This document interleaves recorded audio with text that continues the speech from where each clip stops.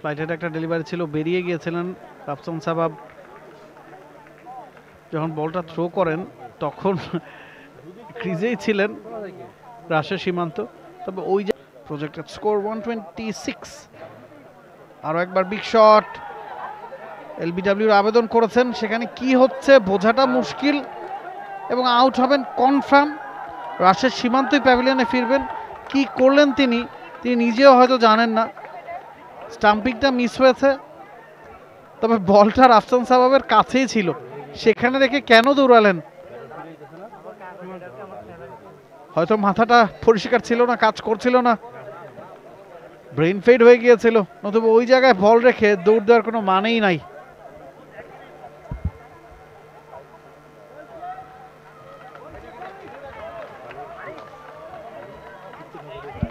Excellent keeping, তার keeping এর প্রশংসা আমরা বারে বারে করছিলাম।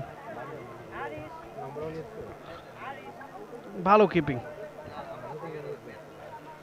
ফ্লাইটের একটা ডেলিভারি ছিল, বেরিয়ে গিয়েছিলেন রাফসান সাবাব। যখন বলটা থ্রো করেন তখন ক্রিজেই ছিলেন রাশেদ সীমান্ত। তবে ওই জায়গায় বল রেখে তিনি দৌড়টা দিয়েছিলেন। রোশানকে কি বলছিলেন সেটা জানতে পারলে, শুনতে পারলে হয়তো ভালোই লাগতো, কারণ রোশানের উপরে তিনি ক্ষোভ ঝাড়ছিলেন।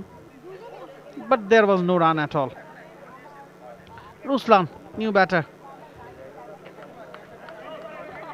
Heavy man, strong man. দেখা যাক স্ট্রং শট তিনি কতটা খেলতে পারেন।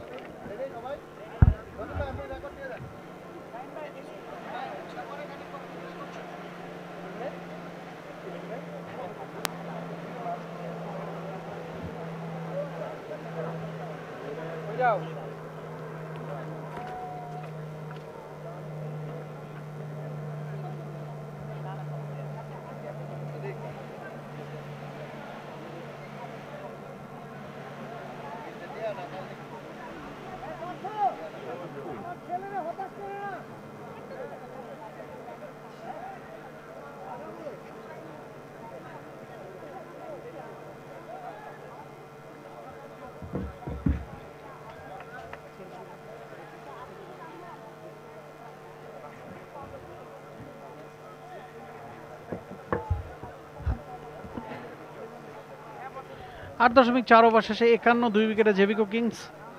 মাত্রই রাশেদ সীমান্ত প্যাভিলিয়নে ফিরেছেন। একটা বিগ বাউন্ডারি, ওভার বাউন্ডারি হাঁকিয়েছেন এই ওভারেই রুসলান। প্রথম বলটা দেখে শুনে পুশ করেছেন, রান আউটের সম্ভাবনা, তবে থ্রো করলেন না। ওই জায়গায় থাকা শিবলি, থ্রো করলে হয়তো বিপদে পড়তে পারতেন রুসলান। প্রথম বলে রানের খাতা খুললেন। শিবলি বলছিলেন হয়তো ওভার থ্রোতে রান আসতে পারতো, ব্যাকআপ ছিল না, সে কারণে থ্রোটা করেননি। শেষ বল ওভারের পাবেলের, সফট হ্যান্ডে পুশ করেছেন রোশন। আরো একটা ডট বল। 9 ওভার শেষে 52 2 উইকেটে জেভিকো Kings. For more updates, follow us on Facebook, subscribe our YouTube channel, get the latest update on www.daily-sun.com.